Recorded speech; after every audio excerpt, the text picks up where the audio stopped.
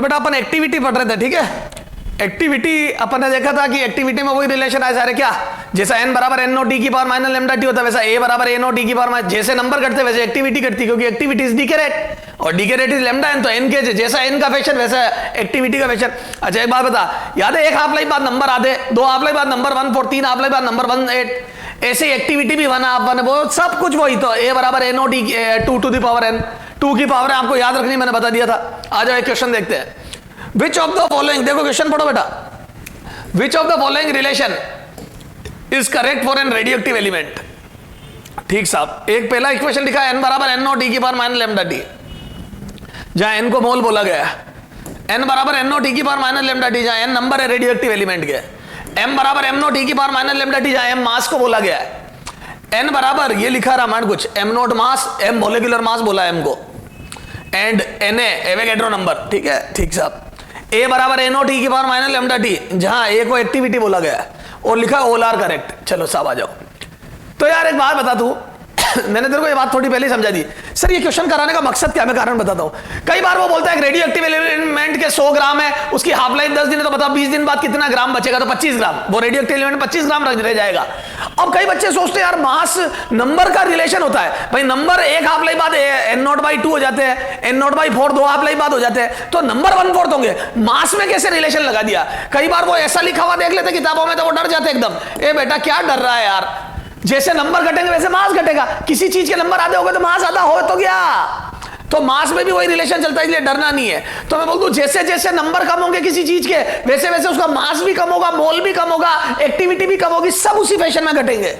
तो क्या मैं बोल दूं यस मोल भी घटेंगे, और नंबर आधे मोल आधे, नंबर तो ये रिलेशन तो पढ़ा ही है अपन ने, मास भी सही बात है। अगर एक बात बता, हीलियम के 1 मोल का मास अगर 4 ग्राम होता है, 4 ग्राम होता है, तो अगर आधा मोल रह जाएगा तो 2 ग्राम ही तो बचेगा, नंबर आधे तो मास आधा, चीजें ही आती रह गई। ये रिलेशन कैसे, एक्टिविटी, ओके सर एक्टिविटी तो पढ़ा ही था तेरे को लेमडा, ये रिलेशन भी पढ़ाया। ये देखो सर ये कैसा आया बताता हूं, ये थोड़ी केमिस्ट्री लगेगी, आ जाओ बच्चों को पढ़े केमिस्ट्री। देख क्या मैं बोल दूं, ये है मास, और मास अपॉन मोलिकुलर मास क्या था बोलो, मास अपॉन मोलिकुलर मास, मैं बोल दूं मोल हो जाते हैं, तो mass upon molecular mass is mole, तो ये हो गया m not mass upon molecular mass m, तो ये हो गया मोल, दीज आर मोल। अच्छा इनटू एवोगैड्रो नंबर, आ जाओ एवोगैड्रो नंबर ये न, तो क्या मैं बोल दूं ये एवोगैड्रो नंबर से मल्टीप्लाई कर दे, ये नंबर हो गए, तो ये होगा इनिशियल नंबर। तो जो इनिशियल मास था उसमें मोलिकुलर मास का डिवाइड करा तो इनिशियल मोल आ गए, इनिशियल मोल इनटू एवोगैड्रो नंबर, ये आ गया मोलिकुलर क्या नंबर इसके इनिशियल नंबर, तो ये n नॉट है, क्या है this is basically n not, तो ये n नॉट e की power minus lambda T. Clear है क्या सर, समझ में आ गया।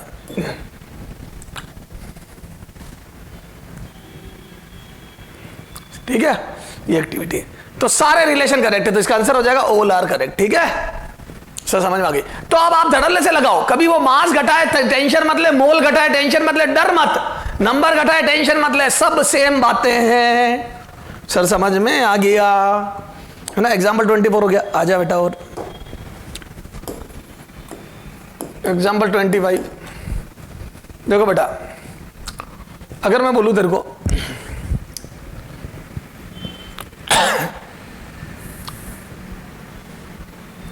इफ, ठीक है, there are 10 gram radioactive element X in a container,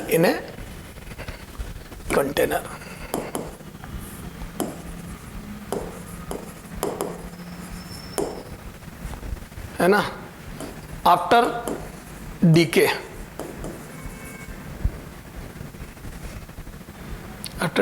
it converts in stable product Y,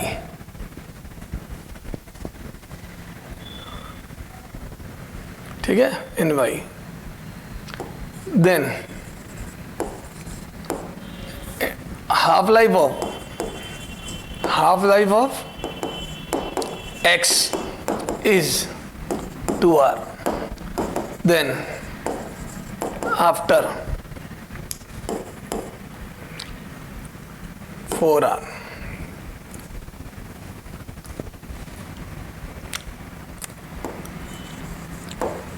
Mass of x in container will be, ठीक है, कंटेनर में x का मास क्या होगा, ठीक है। तो क्या मैं बोल दूं, अब ये मास के लिए भी बोल रहा था, कोई दिक्कत नहीं है, तो सॉल्यूशन में मैं लिख दूं क्या कि mass of x would be, बोलो m0 upon 2 to the power n कर दूं, वेयर n बराबर, बोलो n बराबर कितना आ जाएगा, तो t अपॉन t हाफ, बोलो, और यहां से n बराबर कितना गया बेटा, t है 4 घंटे, t हाफ है 2r, दोनों को काटा पीटी करी तो 2 आ गया n बराबर, तो ये आ गया n बराबर 2। तो यहां से m0 कितना है बेटा, तो m0 कितना है 10 ग्राम अपॉन 2 to the power 2, मैं बोल दूं आ जाएगा 10/4, तो 2.5 ग्राम,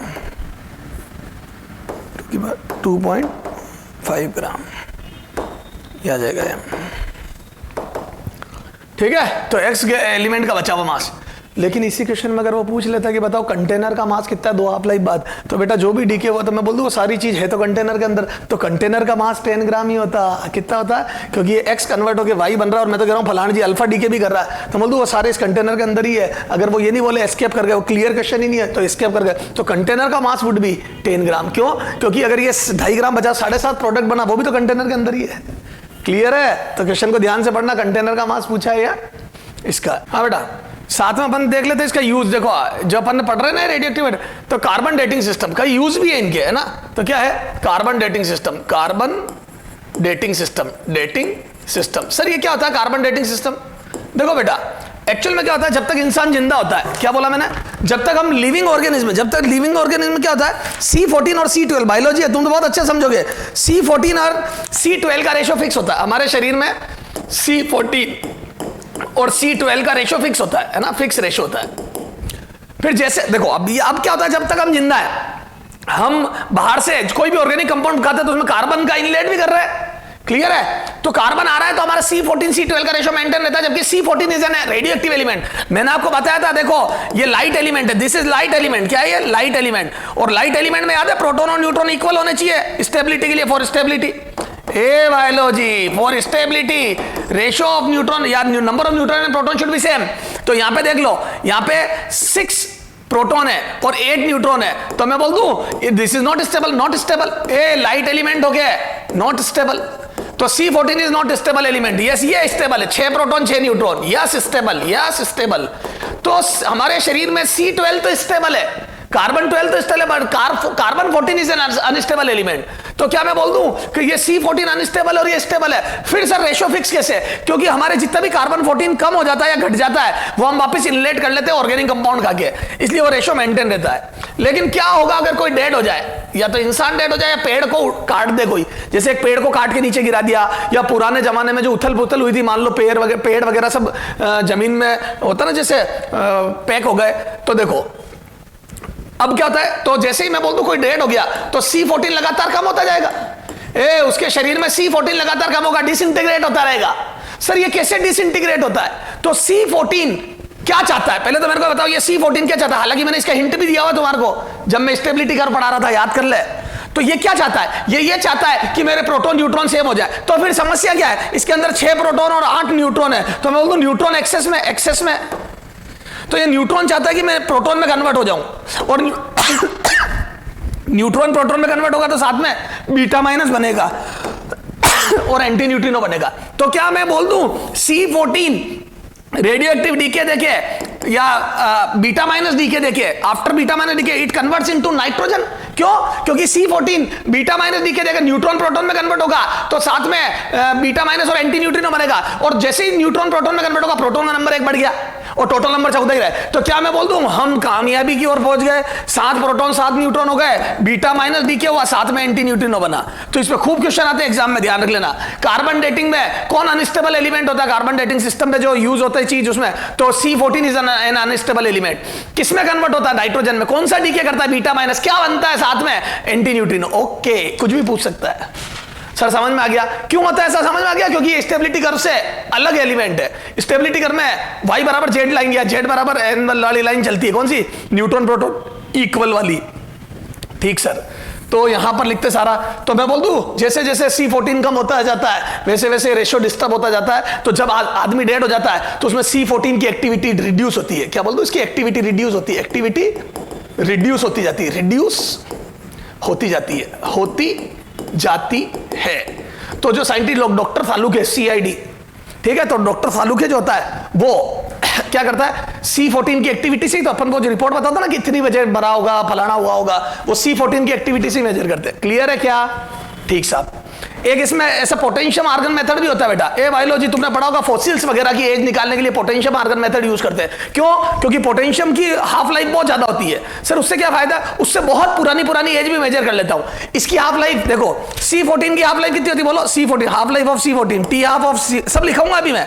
T half of C14 is 5730 साल, है ना सर? ये छोटी है क्या? हाँ, तुम्हारे जो बायोलॉजिकल मेजरमेंट्स होते हैं उसके हिसाब से तो ये एज बहुत छोटी है। क्यों? क्योंकि हमारे को तो करोड़ों अरबों सालों लाखों सालों वाली पुरानी चीजें भी देखनी होती है, तो उसमें ये काम नहीं आएगा। सर क्यों काम नहीं आएगा? कोई चीज अगर मान लो 50,000 1 लाख साल पुरानी है तो इसमें तो खूब सारी हाफ लाइफ आ जाएगी, तो उसकी एक्टिविटी लगभग 0 हो जाएगी, मतलब टेंस टू 0 हो जाएगी।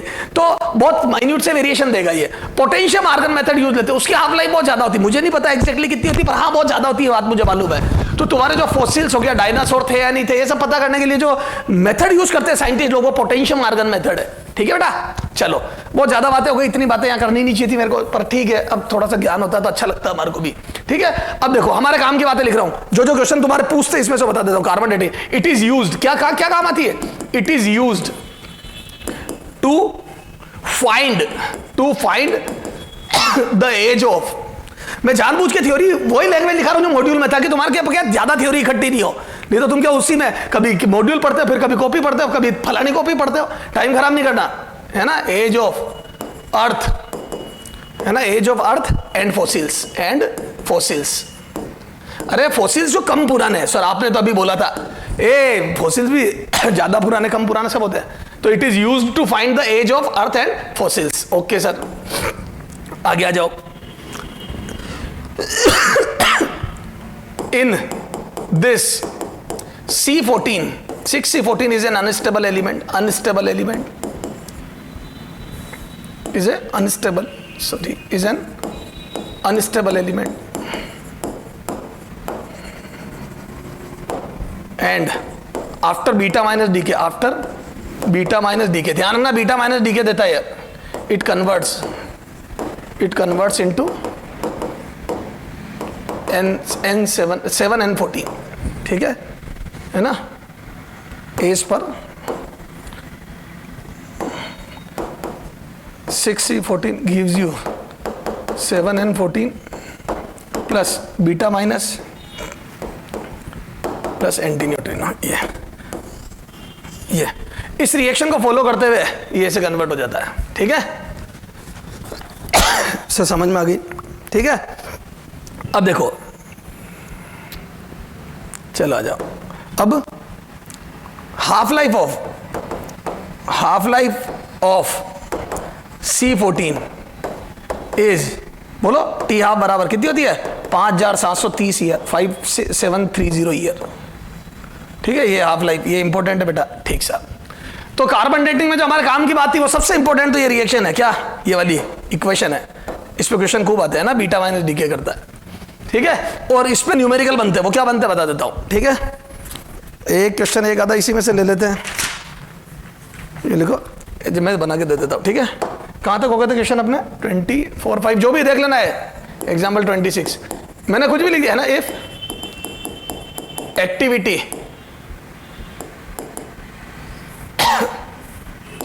Of C14 in a charcoal sample,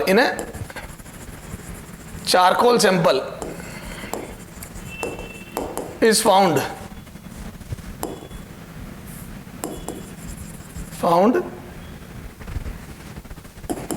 to be 1/4 of its initial activity. Its initial, या 1/8 कर दो यार, 1/8 of its initial activity.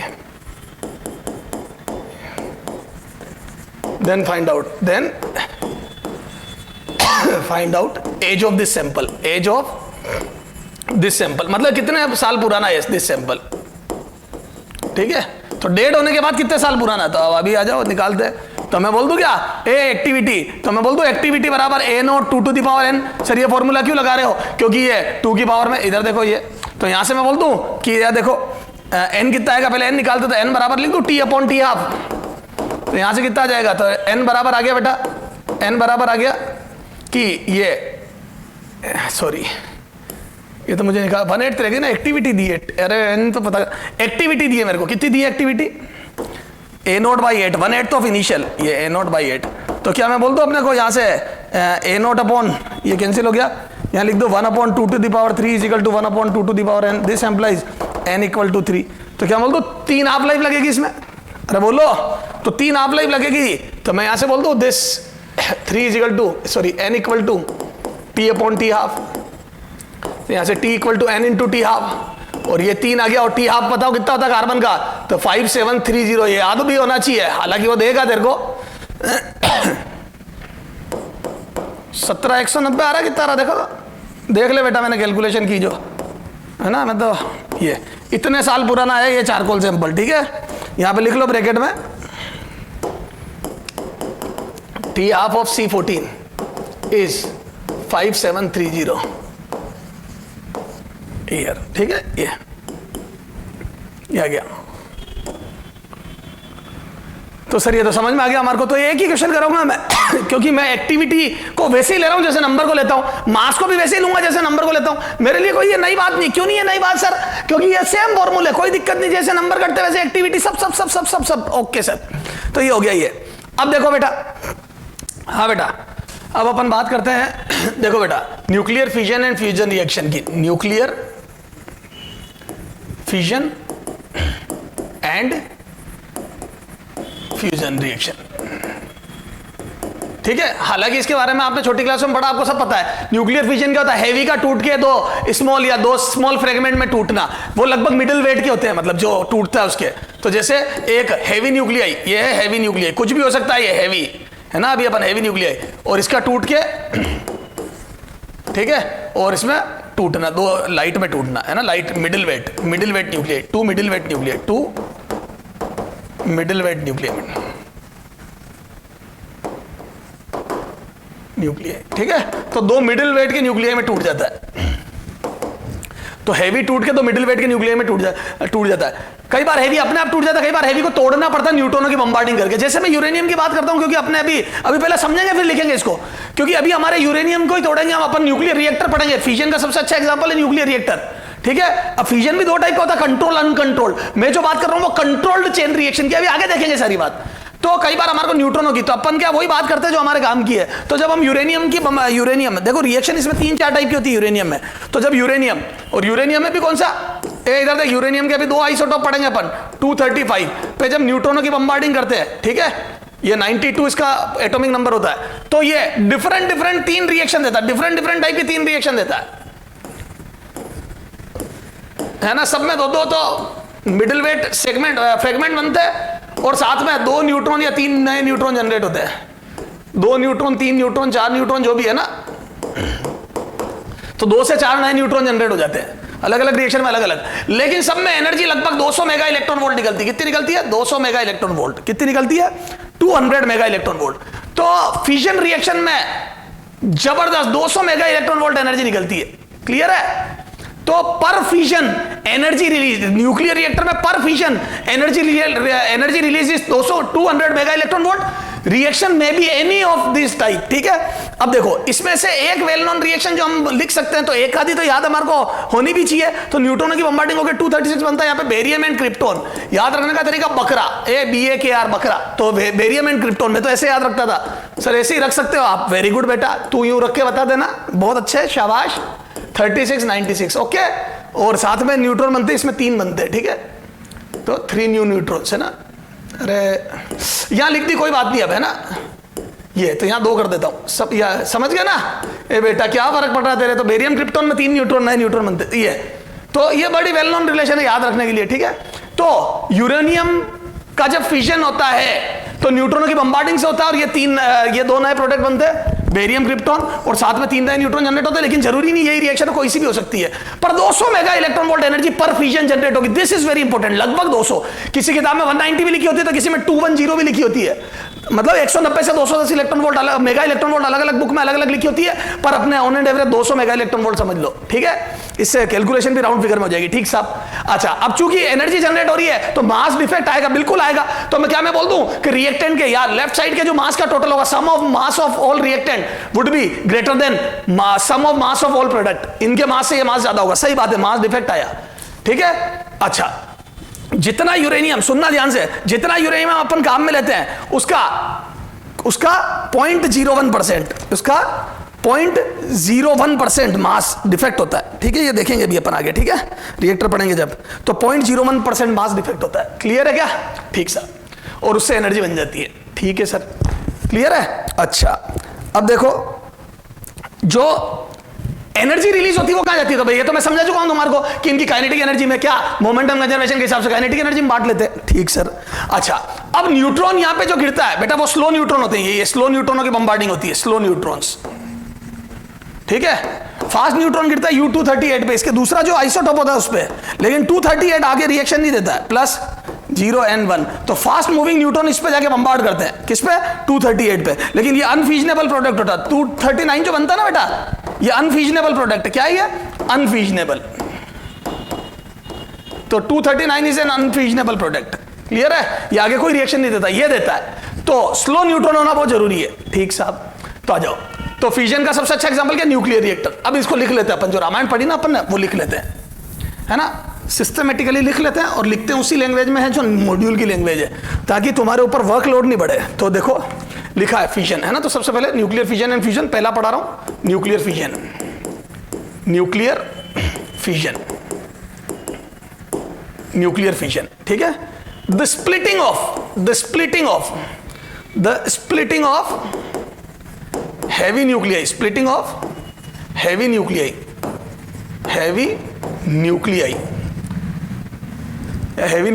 कर दो, heavy nucleus into 2 or more, very good, 2 or more, है ना, 2 से ज्यादा भी हो सकते हैं, 2 or more middle weight fragment, more fragments ही लिख दो, fragments of comparable mass, ठीक है, ऑफ कंपेरेबल मासेस, है ना, with release of, with an enormous release of energy, अनटशंट एनर्जी रिलीज करने के साथ साथ टूटता है, इज कॉल्ड न्यूक्लियर फिजन। बोलो बच्चों। तो the splitting of heavy nuclear into 2 और मोर फ्रेगमेंट्स ऑफ कंपेरेबल मासेस, उनके मास लगभग कंपेरेबल होता है, 40 to 60% मास होता है, with an enormous release of energy is called nuclear fission, ठीक है। चलो साहब, अच्छा अब अपन, ठीक है, अब इसके पॉइंट्स लिखते हैं। तो यहां मैं बोलता हूं व्हेन स्लो न्यूट्रॉन, मैंने कहा था ना स्लो चाहिए होता है, when slow neutrons are bombarded, सब समझा दिया है बेटा मैंने, are bombarded on U235, 92 U235, the fission takes place, ठीक है। अगर फास्ट रखोगे तो क्या होगा, 238 पे गिर जाएगा और रिएक्शन बंद हो जाएगी, ठीक है, टेक्स प्लेस अकॉर्डिंग टू, अब मैं वही रिएक्शन लिख रहा हूं, एक ही लिख रहा हूं ना, अकॉर्डिंग टू रिएक्शन, बेटा जो मॉड्यूल में लिखी मैं वो एक ही रिएक्शन लिख रहा हूं, बाकी मैंने बता दिया तेरे को, हाँ, प्लस ये स्लो न्यूट्रॉन, स्लो लिख देना नीचे, ये स्लो न्यूट्रॉन है, तो ये स्लो न्यूट्रॉन की बम्बार्डिंग हुई तो या तो बेरियम बनेगा या क्रिप्टॉन बनेगा, ठीक है, बेरियम प्लस क्रिप्टॉन, बकरा, प्लस 3 नए न्यूट्रॉन जनरेट हो जाते हैं, क्लियर है। ये न्यूट्रॉन को जनरेट होने की प्रक्रिया को मल्टीप्लिसिटी फैक्टर बोलते हैं, अभी वो आगे बात करेंगे अपन, ठीक है। अभी आजा, अभी तो 56 141 और यहाँ पे 3692, ठीक है, ये आ गया। रिएक्शन देख लेना, तो मास नंबर सेम होंगे लेफ्ट साइड और ये 236 है तो ये भी 236 होगा टोटल। सर नहीं हो रहा, अरे हो रहा है, ये 3 है यहाँ, ध्यान रखना ये, ठीक सर। अच्छा, और एनर्जी कितनी निकलती है अकॉर्डिंग टू रिएक्शन, है ना। एंड एनर्जी रिलीज्ड पर फिजन, एनर्जी रिलीज्ड पर फिजन, एनर्जी रिलीज्ड पर fission is approximately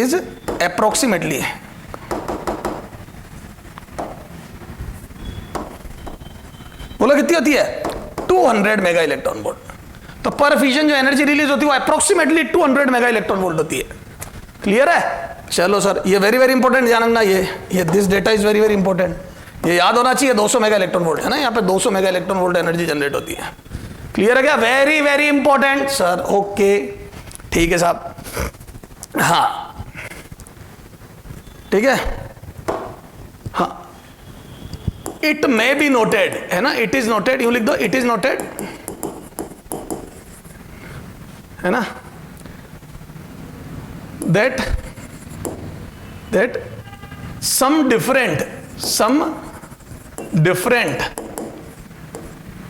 some different fragments may also be produced, may be produced, ठीक है। not necessarily barium and krypton, not necessarily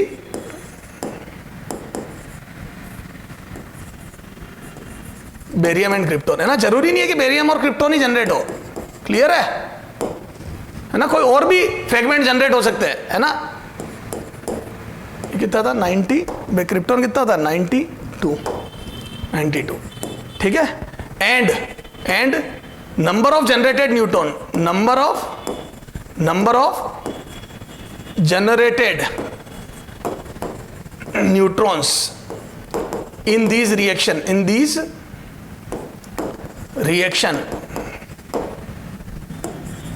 में भी, है ना, विल बी 2 to 3, है ना, पर फिजन 2 से 3 न्यूट्रॉन नए जनरेट होंगे, ठीक है। So average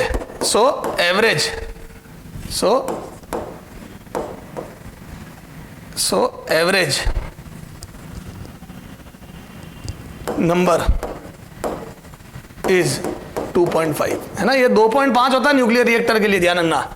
average neutron generation का जो एवरेज नंबर है वो 2.5 होता है, ठीक है। क्लियर है? इसको रिप्रोडक्शन फैक्टर बोलते हैं। क्या बोलते हैं इसको क्या बोलते हैं बेटा? रिप्रोडक्शन फैक्टर या मल्टीप्लिसिटी फैक्टर, ठीक है। चलो इतनी बात अपने को करनी, ठीक है ना। अब देखो, तो पर फिजन एनर्जी जनरेट होगी कितनी 200 मेगा इलेक्ट्रॉन वोल्ट। हाँ, दिस एनर्जी, है ना, यह लिख दो सम ऑफ, है ना, सम of masses of reactant, sum of nuclear masses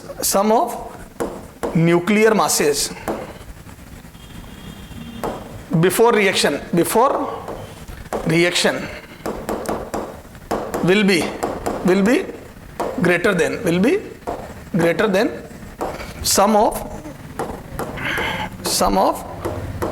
nuclear masses after reaction.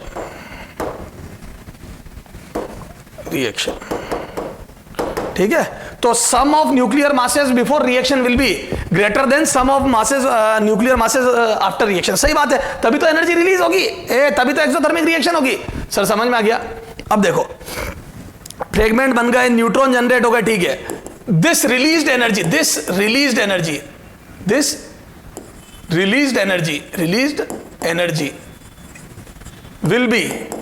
Will be बोलो ये कहां जाएगी, है ना, will appear in the form of kinetic energy, will appear in the form of kinetic energy of products, kinetic energy of fission fragments.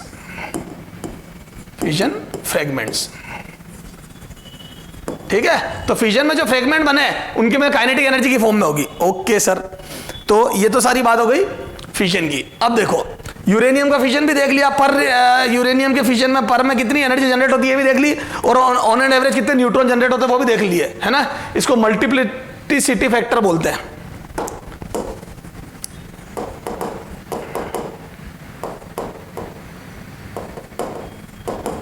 ठीक है बेटा, multiplicity factor, ये कितना किससे मल्टीप्लाई होगी, इसके कारण अनकंट्रोल हो जाती है चेन रिएक्शन, अभी बताऊंगा मैं, है ना। तो fusion is, there are two type of fusion reaction, there are two type of fusion reaction, there are two type of fusion reaction, type of fusion reaction, fusion reaction. Sir कौन कौन से, है ना। एक होता है कंट्रोल चेन रिएक्शन, एक uncontrol.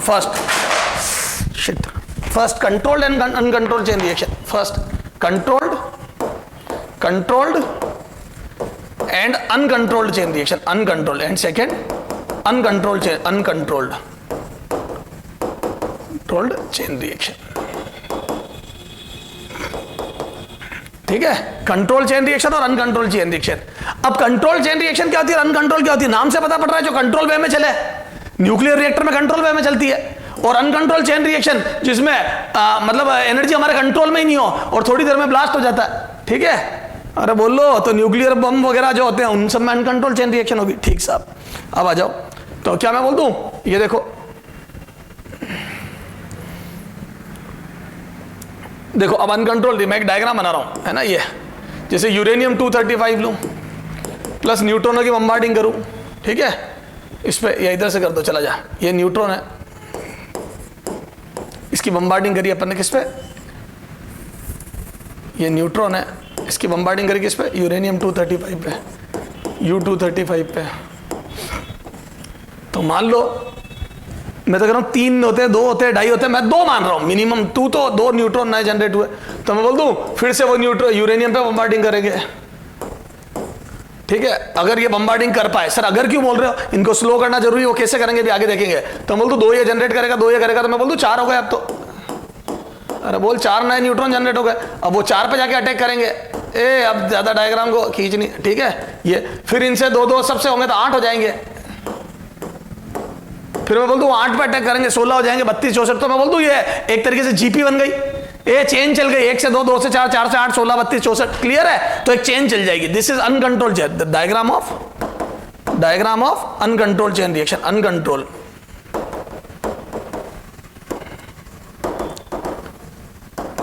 ठीक है, ये अनकंट्रोल चेन रिएक्शन का डायग्राम है जो बम में होता है, जहां पे अनशंट energy.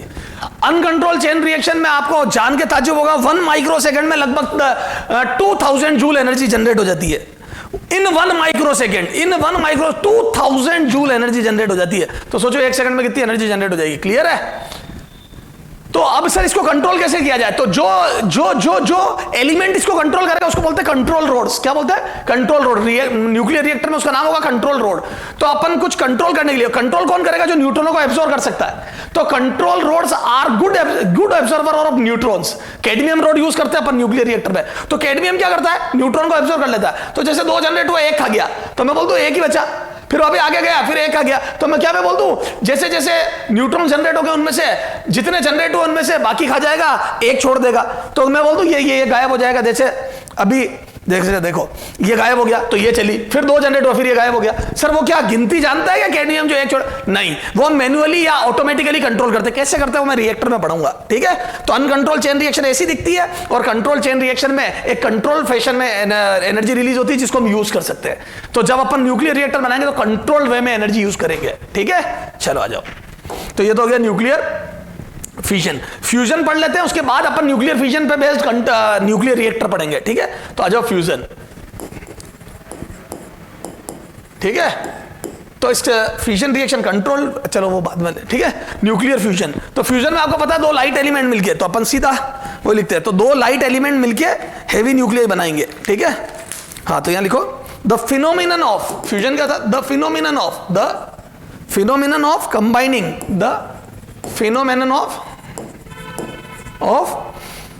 combination of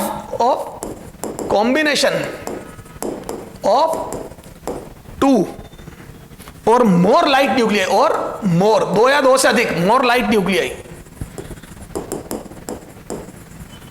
to or more light nuclei, to form a heavy nuclei, to form a heavy nuclei is called है ना, एनर्जी करते लिखो nuclei with release in enormous, with release of, with release of enormous energy, enormous amount of energy, energy is called fusion. तो इसमें भी energy तो तगड़ी निकलेगी बेटा, ठीक है। दो लाइट न्यूक्लियाई का मिलके हेवी न्यूक्लियाई, दो लाइट न्यूक्लियाई का मिक्स होके मिलके मर्ज होके एक हेवी न्यूक्लियाई बनना और साथ में कुछ एनर्जी निकाल देना, एनॉर्मस एनर्जी को रिलीज करना, is called nuclear fusion. This is fusion reaction, ठीक है। तो सर मजा आ गया। अब देखो फ्यूजन में, अब देखो अपन हाइड्रोजन का फ्यूजन, अपने को जो फ्यूजन पढ़ना है ना वो वही पढ़ते अपन, ठीक है। तो fusion of deuterium, two deuterium nuclear into helium, ठीक है। सन में यही रिएक्शन होती है। अब इसमें भी देखो, तो मास बिफोर ए एनर्जी अगर रिलीज हो रही तो मैं लिख दूं, हाँ, मास से सम ऑफ मासेस, यूं लिखो, the sum of masses, the sum of nuclear masses, masses ही लिख लो, nuclear masses, sorry, sum of masses, अपन क्या ड्यूटीरियम में masses before combining, before fusion बोलो, विल बी ग्रेटर देन, भैया of course will be greater than, greater than sum of masses after fusion, ठीक है। तो बिफोर फ्यूजन मास ज्यादा होंगे, आफ्टर फ्यूजन कम हो जाएंगे, क्योंकि मास डिफेक्ट से ही तो एनर्जी रिलीज होगी। यस सर, ठीक है। अब देखो, और वो जो मास में कमी आई वो सब एनर्जी में रिलीज हो जाएगी, तेरे को पता ही है। हाँ, अब देखो, the fusion of two deuterium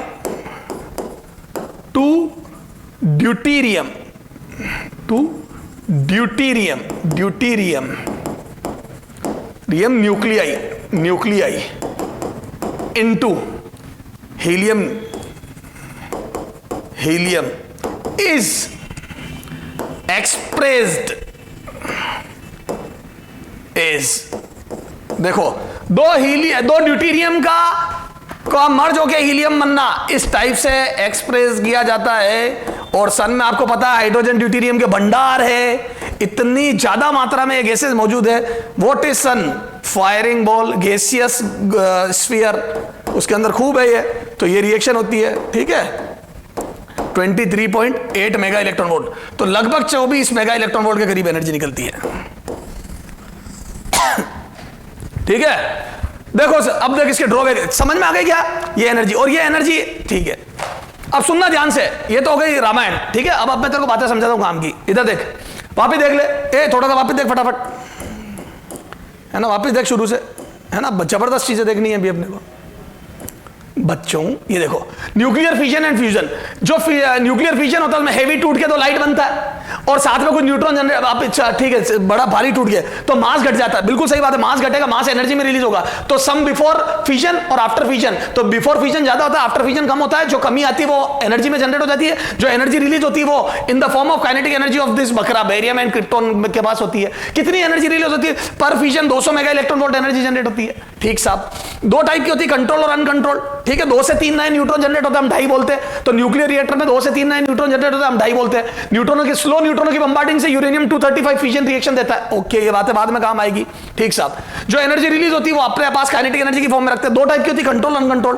control में कंट्रोल मैनर में रिएक्शन चलती है जो न्यूक्लियर रिएक्टर में चलेगी। अनकंट्रोल्ड में ब्लास्ट हो जाता है, क्यों? 1 माइक्रो सेकंड में, इन 1 माइक्रो, यहां पे लिखो, इन uncontrolled reaction, in uncontrolled fission, 2 into 10 to power joule, sorry, 10 to power 3 joule energy will be released, will be released in 1 second, in 1 micro second, sorry 1 micro second. 1 micro second में इतनी energy 2 × 10⁻³ joule energy generate हो जाती है। ठीक है। Fusion, fusion क्या होता है भैया? 2 लाइट न्यूक्लियाई का मिलके एक हेवी न्यूक्लियर बना, this phenomenon is called nuclear fusion. इसमें भी एनर्जी जनरेट होती है, इसका मतलब इसमें भी मास में कमी आई। तो सम बिफोर फ्यूजन और सम ऑफ मासेस आफ्टर फ्यूजन में, आफ्टर फ्यूजन कम होगा और बिफोर फ्यूजन ज्यादा होगा, तो जो मास में कमी आएगी वो एनर्जी बन जाएगी। ठीक है। इसमें पर फ्यूजन, तो मैं बोल दूं ये देखो यहाँ पे this is very again important data. तो energy released, energy released per fusion is लगभग 24 मेगा इलेक्ट्रॉन वोल्ट। ठीक है, 24 मेगा इलेक्ट्रॉन वोल्ट के करीब एनर्जी। क्या मैं बोल दूं much more, this energy is much more as compare to this energy, this released energy is much more. Sir पिछली बार आपने मच्छर अच्छा नहीं बनाया था, इस बार अच्छा बनाना कोशिश करता हूं बेटा।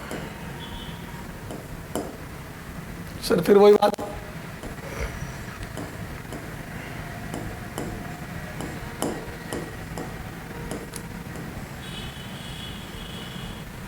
ठीक है।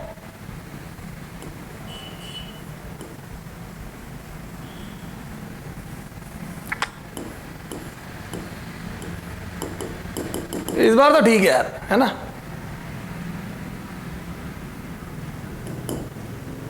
हाँ, is much more as compare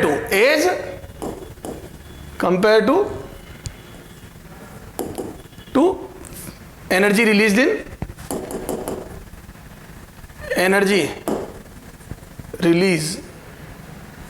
in fusion. Energy released is much more as compared to energy, this energy released in fusion कर दो, in fusion this released energy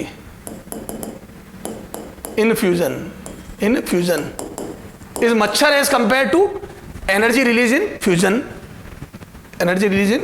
per fusion।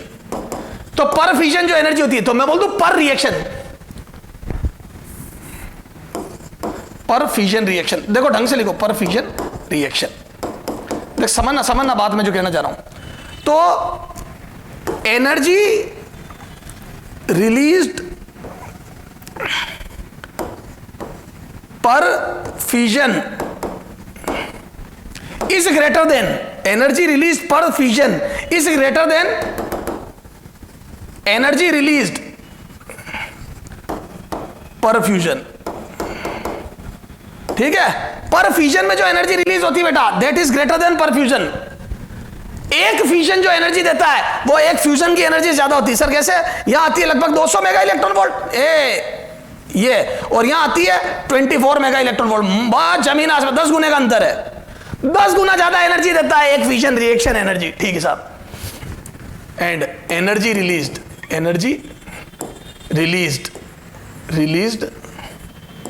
Per unit mass is greater in fusion.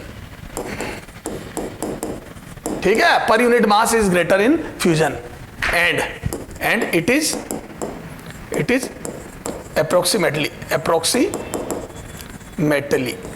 कितना 6 times, या छोड़ इतना मत लिख, ठीक है ना। तो फ्यूजन में ज्यादा होगी, तो पर रिएक्शन फ्यूजन में ज्यादा है और पर ग्राम फ्यूजन में ज्यादा है। क्लियर है क्या? समझ में आ गई बेटा? इसके आगे बात करेंगे अगले टर्म। हाँ बेटा, तो फ्यूजन में अपन ने देख लिया पर रिएक्शन फ्यूजन में एनर्जी ज्यादा, फ्यूजन में ज्यादा रिलीज होती है और पर यूनिट मास फ्यूजन में ज्यादा रिलीज होती है। ध्यान रखना। क्लियर है? अब देखो, अब देखना बेटा, लेकिन क्या होता है बेटा, फ्यूजन को करवाना थोड़ा मुश्किल होता है। सर क्यों मुश्किल होता है? अब आप ये देख लो ना यार, दोनों में ये दोनों ड्यूटेरियम, एक प्रोटॉन एक न्यूट्रॉन है, तो 2 प्रोटोनों को 2 लाइक चार्ज को पास लाना है, 2 लाइक चार्ज को पास लाना है और फिर हीलियम बनवाना है। तो नो डाउट एनर्जी रिलीज होगी, नो डाउट खूब एनर्जी रिलीज होगी, 24 मेगा इलेक्ट्रॉन वोल्ट के आसपास एनर्जी रिलीज होगी।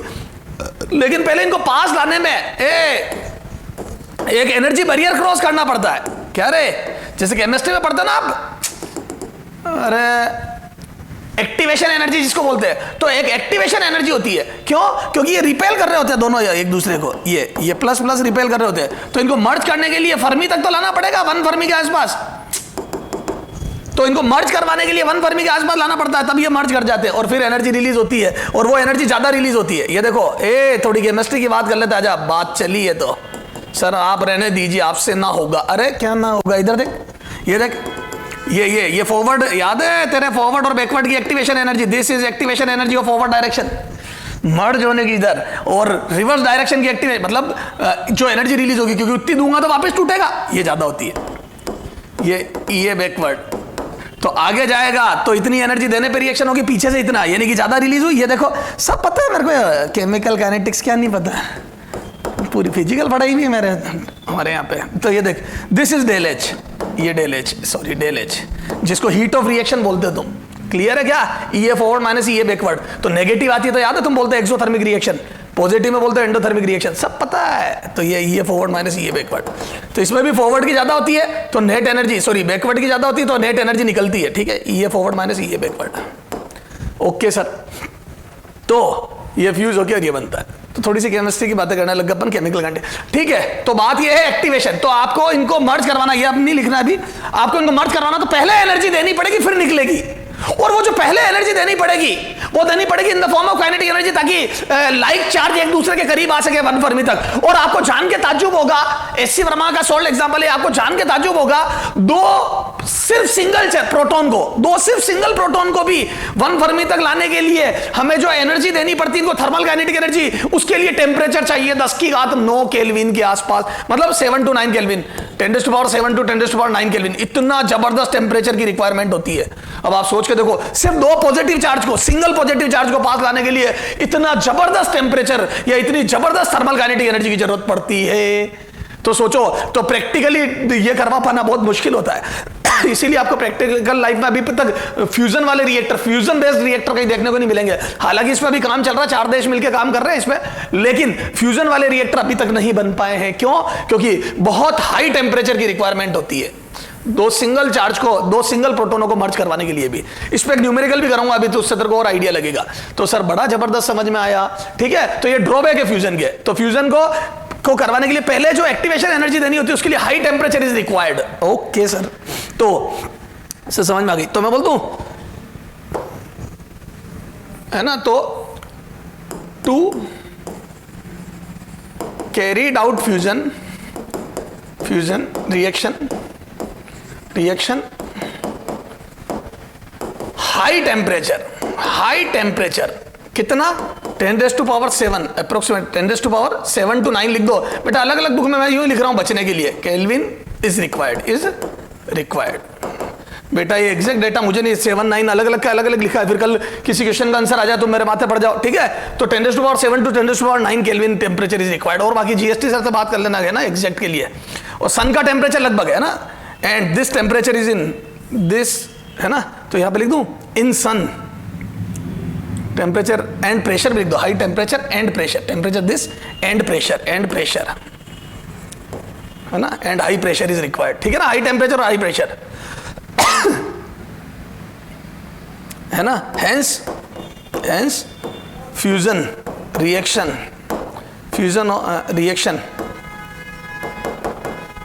Is take place in sun. ठीक है, सन में ये रिएक्शन देखने को मिलती है। क्यों? क्योंकि वहां पे टेम्परेचर, तो टेम्परेचर ऑफ सन इज लगभग 10⁻7। हालांकि अलग अलग कोर में अलग अलग होता है, लेकिन ठीक है 10⁻7 केल्विन के आसपास होता है। ठीक है, इनको these fusion, these are cold, हालांकि इतनी बात, आर कोल्ड थर्मोन्यूक्लियर फ्यूजन,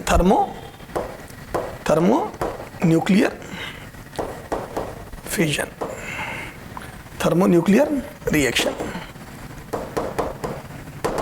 इनको थर्मोन्यूक्लियर रिएक्शन बोलते हैं। ठीक है, ठीक साहब। ठीक है, अब देखो, है तो वैसे फ्यूजन में एनर्जी ज्यादा मिल रही मेरे को, 6 गुना ज्यादा। तो यहां पे देखो, मैं बता रहा हूं तेरे को,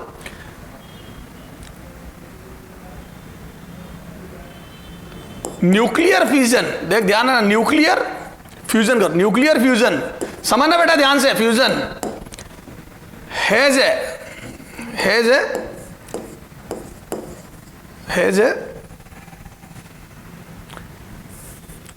the possibility of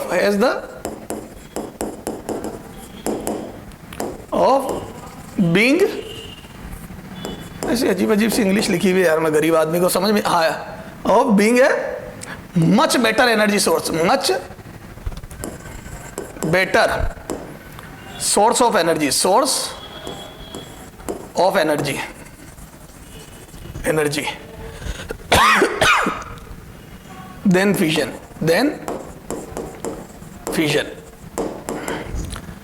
then fission due to following reason,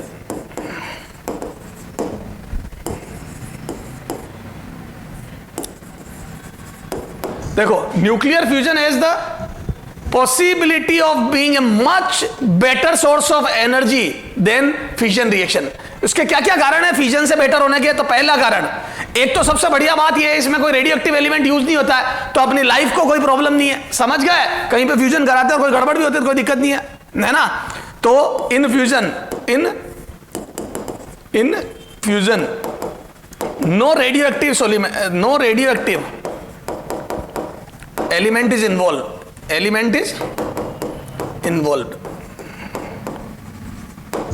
ठीक है? No radioactive element is involve, so no radiation hazard,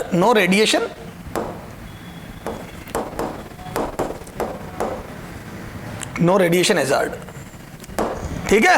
कोई समस्या नहीं, मस्त रहो, ठीक है? अच्छा, अब देखो, अब आपको फिजन कराना तो आपको यूरेनियम लाने पड़ेगा, और यूरेनियम इतना इजीली अवेलेबल फ्यूल नहीं है, तो मैं बोल दूं द फ्यूल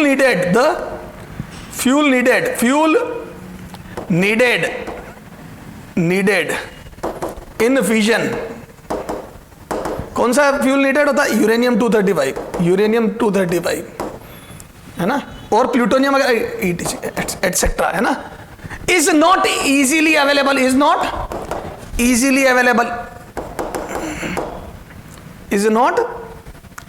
अवेलेबल, लेबल, ठीक है? Where is hydrogen,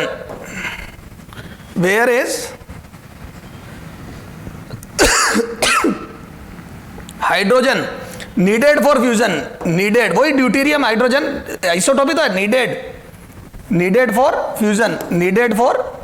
fusion are easily available for fusion, are easily available,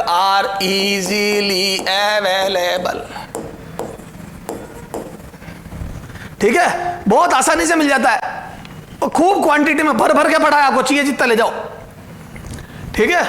are easily available in huge quantity, ये भी लिख लो, आगे लिखा है इन्होंने, बेटा समझ में आनी चाहिए चीजें, है ना? नोट्स तो जगह जगह मिल जाएंगे आपको। तो क्या मैं बोल दूं, फ्यूजन में अपने को ड्यूटेरियम वाली रिएक्शन होती है, ये इजीली अवेलेबल होता है, वहां चाहिए होता है, फिजन में चाहिए होता है यूरेनियम इतना इजीली अवेलेबल नहीं है, ठीक है? ठीक साहब, और इसमें कोई रेडियोएक्टिव एलिमेंट नहीं बनता, तो कोई हैजार्ड नहीं अपने रेडिएशन का, ठीक साहब। और तीसरा सबसे इंपॉर्टेंट कारण, energy,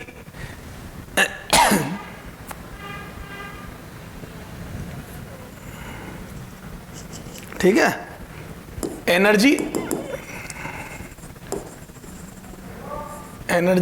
released per unit mass in fusion is much more than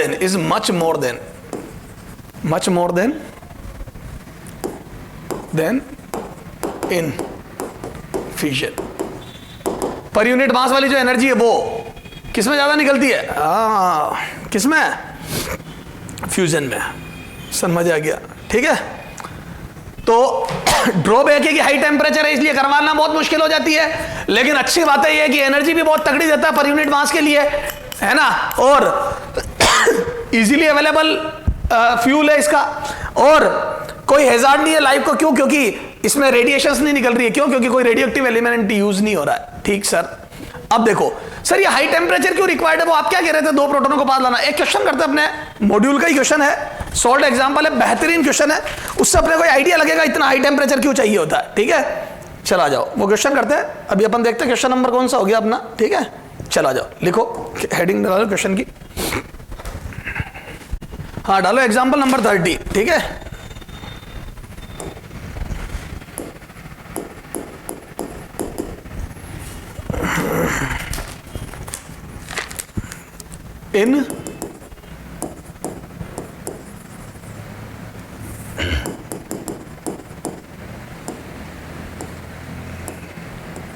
in nuclear fusion reaction in nuclear fusion reaction कौन सी 1H2 ड्यूटीरियम और टाइट्रियम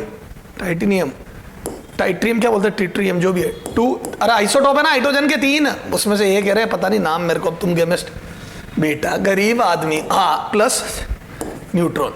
ठीक है, ये कोई रिएक्शन में बाढ़ में गई है ना। अब आ जाओ, गिव्स अरे गिवन दैट है ना, गिवन दैट रिपल्सिव एनर्जी है ना, given that the repulsive potential energy,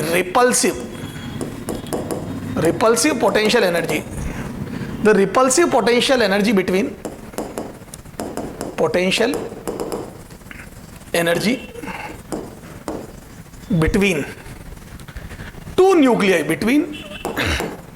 two nuclei is -7.7 into 10⁻⁻14 joule. Repulsive potential energy between two nuclei is -7.7 into 10⁻⁻14 joule. The temperature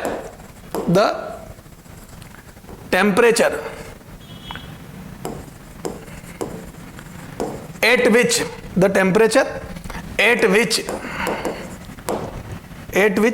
gases must be heated, heated है ना, to initiate the reaction. ठीक है, to initiate the reaction is nearly, ठीक है,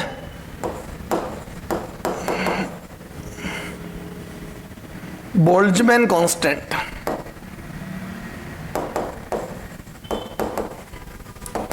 K की value दी हुई है ना, K is equal to 1.38 into 10⁻⁻ कितना होता है 23 जूल पर केल्विन। ये दिस इज द गिवन।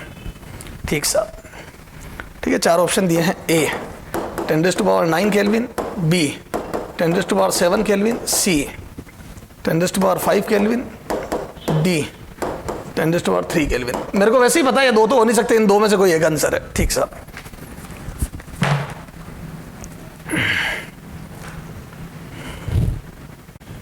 हाँ बेटा देखो, न्यूक्लियर फ्यूजन के लिए हाई टेम्परेचर की क्यों रिक्वायरमेंट होती है, इसमें क्वेश्चन करते हैं अपन। आ जाए देखें, ये क्वेश्चन नंबर 30 है ना, ये मैंने लिखा हुआ था इस पेज पे।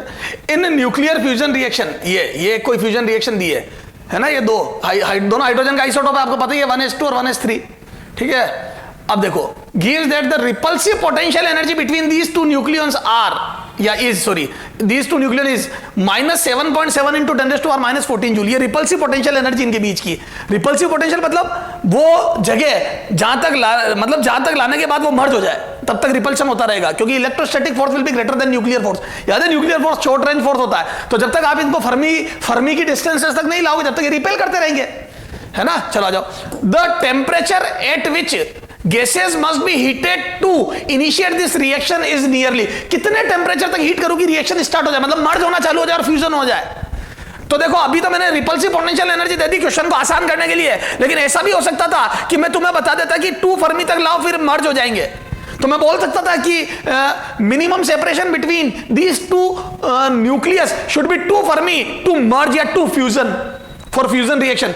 तो मैं 2 फर्मी देता हूं, फिर आप क्या करते पता है, Q1 Q2 अपॉन R से पोटेंशियल एनर्जी निकालते, रिपल्सिव पोटेंशियल एनर्जी। तो रिपल्सिव पोटेंशियल एनर्जी कई बार डायरेक्ट दे देगा जैसा इसमें दिया, कई बार तुम्हें निकालनी पड़ सकती है, हालांकि इतनी हाई लेवल की बात आपसे कोई कर नहीं रहा। ठीक है साहब, हमारे को एनर्जी दे दी। अब देखो टेम्परेचर निकालना है, तो क्या मैं बोल दूं सॉल्यूशन में कि वैसे मुझे पता है ये दो नहीं हो सकते, क्यों? क्योंकि मुझे पता है कि अगर ये प्रैक्टिकल डेटा से तो 10⁻7 या 9 की टर्म्स में चाहिए होता, भी देखते हैं। आजा, तो अलग अलग रिएक्शन के लिए अलग इधर आ जाओ। तो क्या मैं बोल दूं कि अच्छा बोल्ट्जमैन कांस्टेंट की वैल्यू दी हुई है, देखो क्यों दी हुई है वो बता देता हूं मैं आपको, क्योंकि याद है थर्मल काइनेटिक एनर्जी, हाँ thermal kinetic energy, thermal kinetic energy of each nucleus will be, बोलो तो मैं बोल दो 3/2 kT, हर न्यूक्लियस की 3/2, तो total thermal kinetic energy, total thermal kinetic energy, thermal kinetic energy, तो दो T टेम्परेचर पर दो मॉलिक्यूल पास आने वाले, तो मैं बोल दूं 3/2 kT plus 3/2 kT is equal to repulsive potential energy जो कि 7.7, वो माइनस तो अरे चाहिए इसलिए लगाया, घटेगी, सही बात है, रिपल्शन के अगेंस्ट आ रहे, 7.7 इंटू 10⁻, कितनी दी है, -14 जूल, 10⁻, -14, ये तो यहां से मैं बोल दूं कितना आ जाएगा, 3 kT is equal to 7.7 into 10⁻⁻14, तो यहां से T कितना आ जाएगा, 7.7 into 10⁻⁻14 upon 3 into K, 1.38 into 10⁻⁻23 ये, तो यहां से कितना आ जाएगा ये 7.7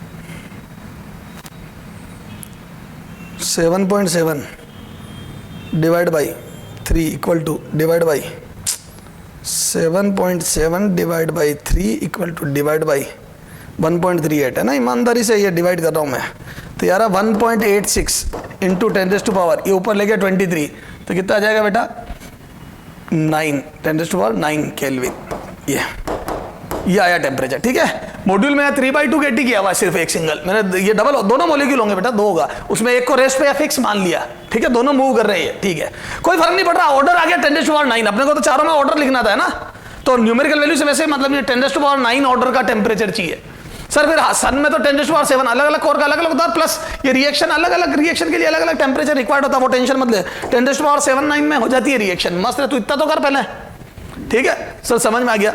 तो ये हो गया एक फ्यूजन क्यों मुश्किल है वो बताने के लिए क्वेश्चन टेम्परेचर। यहां से देखो बेटा, क्वेश्चन करना इज नॉट इंपॉर्टेंट, क्वेश्चन की फील्ड हो क्या रहा है, तो हो ये रहा है much much higher temperature is needed here, ठीक है, जबरदस्त टेम्परेचर की रिक्वायरमेंट है, ठीक सर, समझ में आ गया। चलो हाँ बेटा, आज अपन पढ़ रहे हैं न्यूक्लियर रिएक्टर, क्या पढ़ेंगे, न्यूक्लियर रिएक्टर, न्यूक्लियर रिएक्टर, ठीक है, न्यूक्लियर रिएक्टर। सबसे पहले न्यूक्लियर रिएक्टर, तो न्यूक्लियर रिएक्टर थोड़ा समझाता हूं फिर लिखूंगा। न्यूक्लियर रिएक्टर बेटा एक ऐसी भट्टी होती है,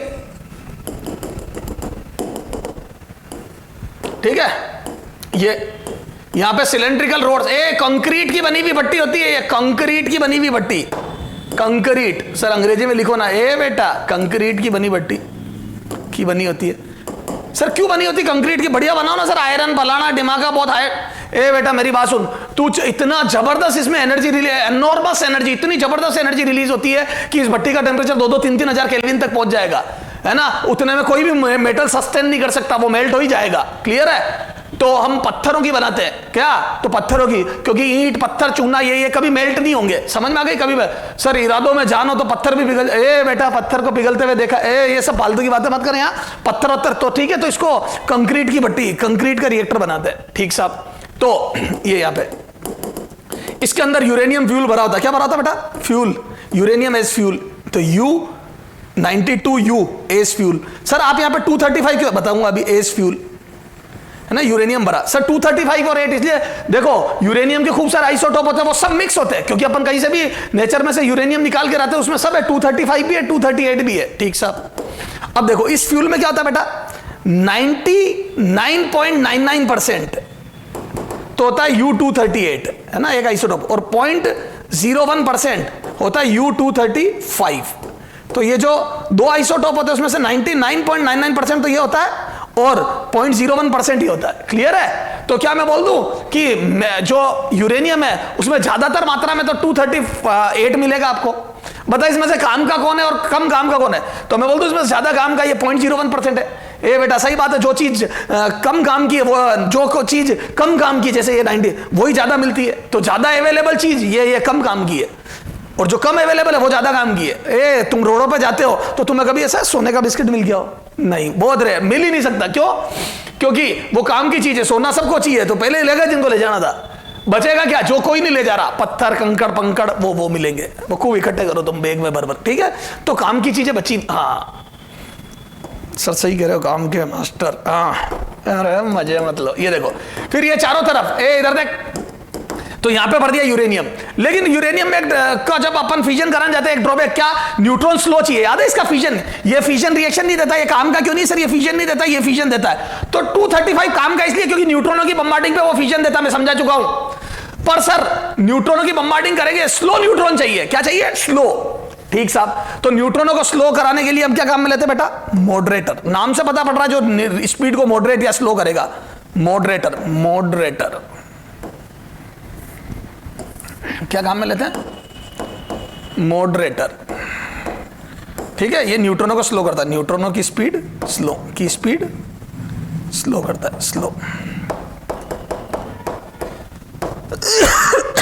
ये मॉडरेटर किसको काम में लेते हैं एज ए मॉडरेटर? तो हैवी वाटर है ना, एज ए मॉडरेटर अपन काम में लेते हैं D2O, हैवी वाटर या ग्रेफाइट।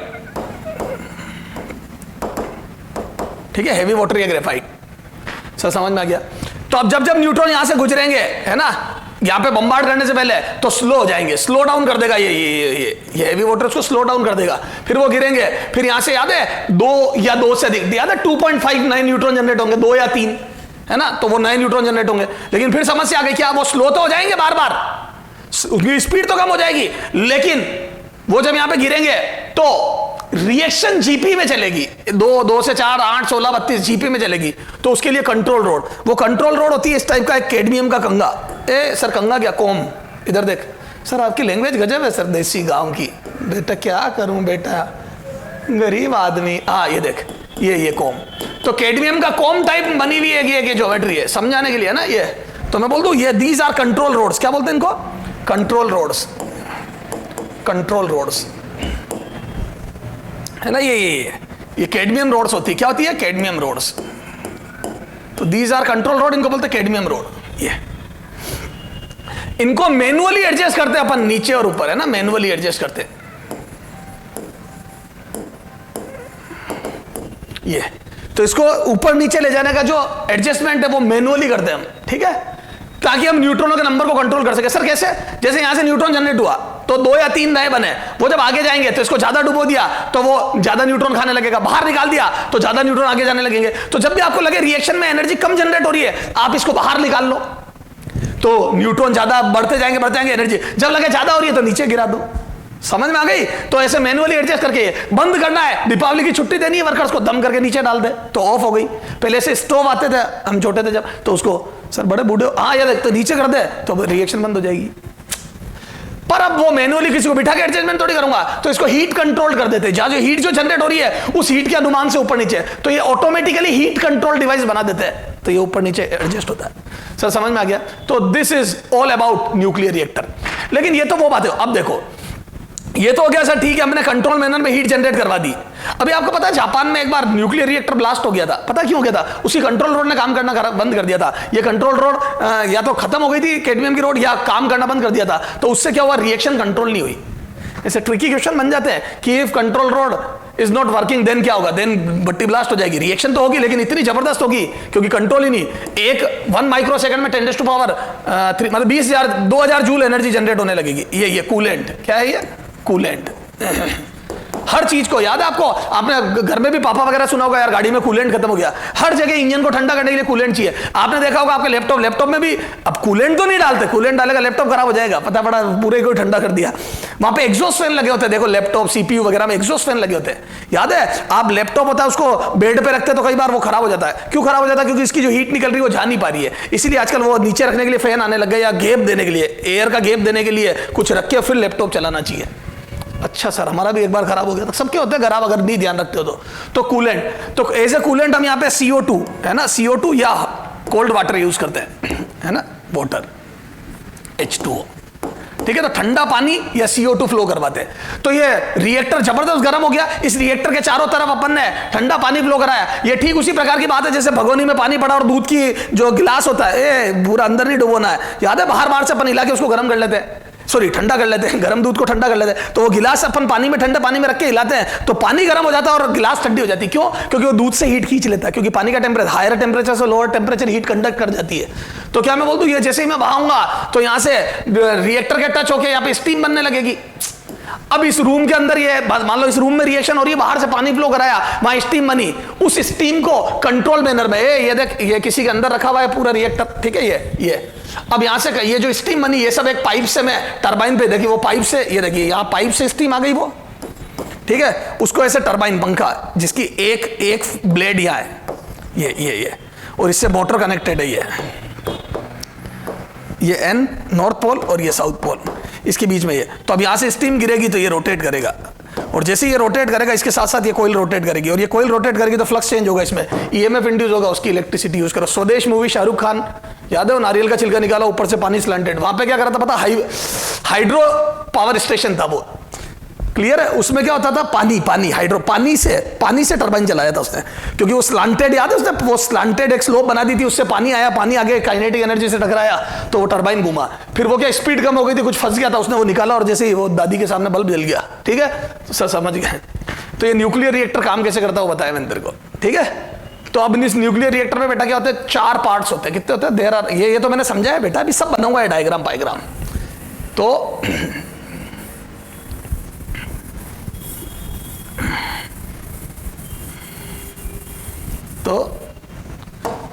अब देखो कंट्रोल रिएक्शन करनी, हाँ, तो reaction nuclear reactor, there are mainly 4 parts of nuclear reactor. तो न्यूक्लियर रिएक्टर के मेनली 4 पार्ट्स होते हैं। पहला फ्यूल, ठीक है, फ्यूल U-235, सॉरी यूरेनियम, ठीक है, चलो फ्यूल ही लिख, as fuel we use U-235, sorry uranium, ठीक है, okay. It has mainly 2 isotopes जो मिलते हैं नेचर में, आइसोटोप्स कौन कौन से बेटा, तो ये जो 92 यूरेनियम है इसमें 2 आइसोटोप होंगे, यूरेनियम 235 एंड यूरेनियम 238, 92, ठीक है। अब मैंने बताया था कितना 0.01% तो ये मिलता है नेचर में, 0.01%, और 99.99% ये मिलता है ये। तो जब मैं यूरेनियम लाऊंगा बाजार से खरीद के तो उसमें 99.99% ये मिलेगा, 0.01% ये मिलेगा, क्लियर है, ठीक है ना। अब देखो जो ये यूरेनियम 235 है ना, 92, ये स्लो न्यूट्रॉनों की बम्बार्डिंग, इस पे स्लो न्यूट्रॉनों की बम्बार्डिंग करते हैं, स्लो, तो यहां से बनता है 236, क्या बनता है बेटा, ये स्लो न्यूट्रॉनों की uranium 236, 92, and it is fissionable product. याद है 3 डिफरेंट रिएक्शन देता, बताया था, बेरियम क्रिप्टोन वाली एक याद है, पर अपने को कोई मतलब नहीं है, मेरे को बस वो उस समय जब है ना, तो 2 नए न्यूट्रॉन, 3 नए न्यूट्रॉन या 4 नए न्यूट्रॉन जनरेट होते हैं, ठीक है, और कितनी रिएक्शन में कितनी एनर्जी, 200 मेगा इलेक्ट्रॉन वोल्ट के करीब एनर्जी जनरेट होती है, और न्यूट्रॉन लगभग approximately 2.5 neutron generate, neutrons generate होते हैं, ठीक है ना ये। और ये बनता क्या है, यूरेनियम 236। अच्छा, ये स्लो न्यूट्रॉन चाहिए, वेरी वेरी इंपॉर्टेंट, और यहां पे फास्ट मूविंग न्यूट्रॉन, ये क्या, फास्ट मूविंग न्यूट्रॉन किस पे गिरता है, यूरेनियम 238 पे, तो बनता है यूरेनियम 239, ठीक है। तो ये होता है अनफिजनेबल, क्या होता है,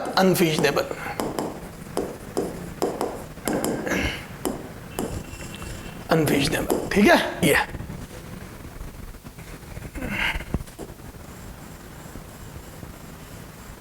ये this is unfissionable product.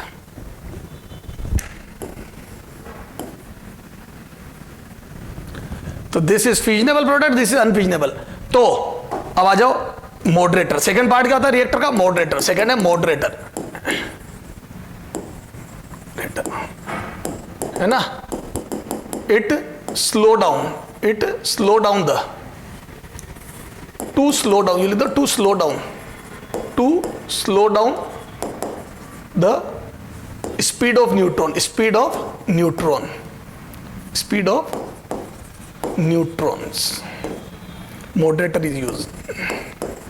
moderator is used, है ना।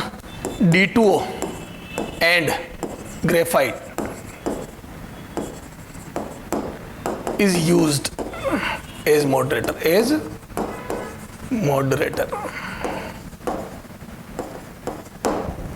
ठीक है। D2 and graphite is used as moderator। ये तो हैवी वाटर और ग्रेफाइट को यूज करते हैं एज मॉडरेटर, ठीक साहब, ठीक है। अब न्यूट्रॉन को स्लो तो कर दिया। Third part control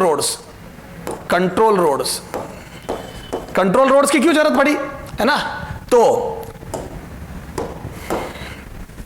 to absorb extra neutron, याद है 2.5 के करीब है न्यूट्रॉन, मल्टीप्लिसिटी फैक्टर कितना है 2.5, है ना। To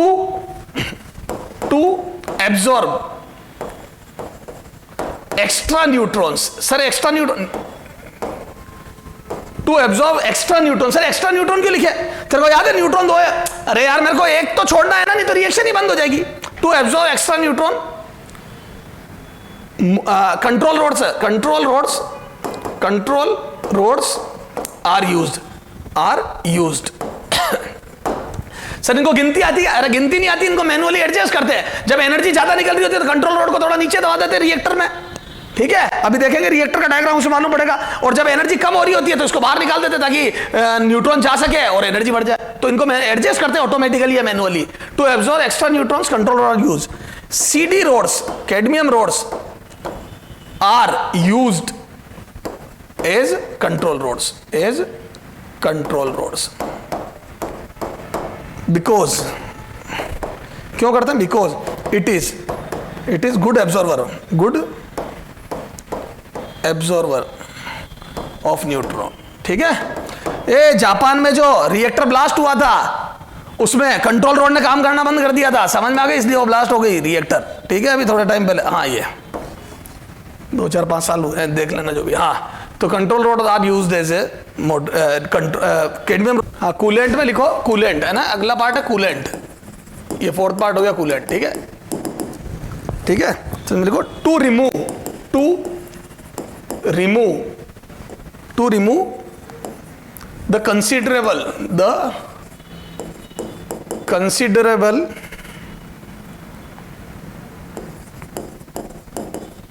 the considerable amount of heat produced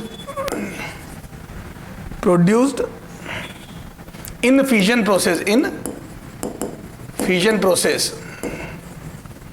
process, है ना। To remove the considerable amount of heat produced in fission process, some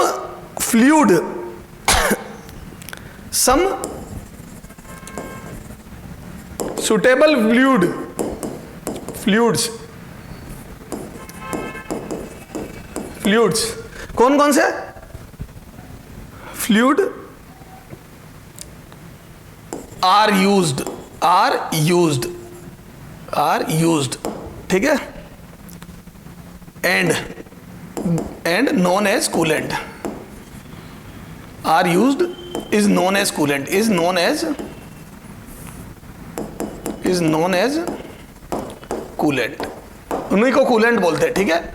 जैसे एग्जांपल कौन सा हो गया? कोल्ड वाटर है ना, carbon dioxide, water H2O, CO2, ठीक है, एंड एयर एटसेट्रा, है ना। एयर भी हीट ले लेके अगले को ठंडा कर सकती है। समझ में आ गई क्या? तो ये सब कूलेंट हो गए, ठीक है। अब देखो ये तो सर सारी बात हो गई है ना। हाँ बेटा, अब बताओ जैसे अपना ये न्यूक्लियर रिएक्टर हो गया ना कंप्लीट, तो इसमें ये बताओ मेरे को कि अगर एज ए फ्यूल किसको यूज करते हैं? यूरेनियम। वेरी गुड, तो यूरेनियम है ना, रिवाइज करा रहा हूं यूरेनियम। तो यूरेनियम 92U, बताओ कितना आइसोटोप होते हैं इसके यूरेनियम के? सर दो। कौन कौन से? 235 और 238, मतलब मेनली दो आइसोटोप जो अपने को मिक्सचर में मिलते हैं, 235 238। कौन सा फिजनेबल है इनमें से? 235। क्या अपने आप फिजन कर देता? नहीं सर, क्या करना पड़ता? न्यूट्रॉनों की बम्बार्डिंग। कौन से फास्ट? नहीं, स्लो। तो स्लो मूविंग न्यूट्रॉन जाके गिरते हैं 235 पे और 236 मिलता है, और वो फिजनेबल प्रोडक्ट है। 3 अलग अलग टाइप की रिएक्शन देता है, 2 या 3 या 4 नए न्यूट्रॉन जनरेट हो जाते हैं, ठीक है। अच्छा, तो उसका मल्टीप्लिसिटी फैक्टर कितना होता है? 2.5। कितना होता है बेटा? 2.5। क्लियर है? तो 2.5 टाइम्स होती जाएगी रिएक्शंस, ठीक सर। अच्छा, उसके बाद क्या है? एज ए मॉडरेटर किसको काम में लेते हैं बेटा? हैवी वाटर या ग्रेफाइट। समझ गए? दीज आर इजीली अवेलेबल और गुड मॉडरेटर, ठीक है। तो ग्रेफाइट या हैवी वाटर, मतलब आपको कंपैरिजन मॉडरेटर और भी ले सकते। मॉडरेटर का काम क्या? न्यूट्रॉनों को स्लो करना। कैसे करता? अंदर कोलिजन होते हैं, तो वो तो अपन और पे भी दिमाग लगा सकते हैं, लेकिन हाँ पॉकेट में मिलता है वाटर, वाटर दिक्कत का है, ठीक सर। अगर मॉडरेटर नहीं लगाओ, मान लो, अब देखो क्वेश्चन को ट्रिकी बना देगा वो। अगर न्यूक्लियर रिएक्टर में मॉडरेटर यूज ना करें और पूरा रिएक्टर वगैरह सब बना दे, तो क्या होगा? क्या होगा? क्या रिएक्शन आप चालू करोगे और बंद हो जाएगी, 2 न्यूट्रॉन गिराओगे और वापस एक बार होगी फिर बंद हो जाएगी। क्यों? क्योंकि बाकी के न्यूट्रॉन स्लो हो ही नहीं पाएंगे। सर वो बाकी के जो एमिटेड न्यूट्रॉन है फास्ट कैसे हुए? याद है किसी भी रिएक्शन में जो क्यू वैल्यू निकलती है वो सब में बढ़ जाती है, तो काइनेटिक एनर्जी, जबरदस्त एनर्जी होगी उनके पास, ठीक सर। अच्छा, अब मॉडरेटर वाली बात हो गई। अगर मॉडरेटर यूज नहीं करेंगे तो क्या होगा? समझ में आ गया। अगर कंट्रोल रोल लगाना भूल जाऊं तो क्या होगा? कंट्रोल रोल लगाना भूल गया मैं, तो रिएक्शन चालू तो हो जाएगी, न्यूट्रॉन स्लो भी हो जाएंगे मॉडरेटर से, और रिएक्शन जीपी बनती जाएगी 2.5 4 गुना 5 गुना, है ना, ऐसे 2 4 8 16 32 बताया था, अनकंट्रोल चेन रिएक्शन हो जाएगी और रिएक्टर ब्लास्ट हो जाएगा। तो कंट्रोल रोल लगाना भूल गए तो क्या होगा? ये समझ में आ गया, वो समझ में आ गया, ठीक है। कूलेंट, कूलेंट का काम तो आपको पता ही है ना। तो कूलेंट क्या करेगा? उससे टरबाइन चलवा देगा। देखो इधर से, तो ये नॉर्थ पोल, ये साउथ पोल है ना, इसके अंदर एक रोटर रखा होगा, क्लियर है, मतलब सॉरी वो कोयल रखी होगी, इस कोयल से एक रोटर जुड़ा हुआ होगा, मतलब फैन जुड़ा हुआ होगा, है ना। अब यहाँ से स्टीम, वो जो कंट्रोल मैनर में स्टीम लाऊंगा मैं, जो बनाई थी मैंने, है ना, उसको यहाँ पे कंट्रोल मैनर में गिरा दो, ये तो ये स्टीम गिरेगी तो ये ब्लेड घूमेगी, समझ गए। तो यहाँ से स्टीम गिरेगी तो ये ब्लेड रोटेट होगी, क्लियर है। और ये ब्लेड रोटेट होगी तो कोयल चलेगी, कोयल चलेगी तो ये में इंड्यूस होगा, ये में इंड्यूस होगा तो बल्ब जलेगा, क्लियर है ना। तो ये कंट्रोल मैनर में गिरेगी और ये फैन रोटेट करेगा। सर समझ में आ गई? तो ये तो इस टाइप से ईएमएफ इंड्यूस होता है। सर सारी बात मेरे समझ में आ गई, ठीक है। चलो, तो ये हो गया पूरा ऑल अबाउट न्यूक्लियर रिएक्टर, है ना। अगले टर्न पे इस पे न्यूमेरिकल करेंगे अपन।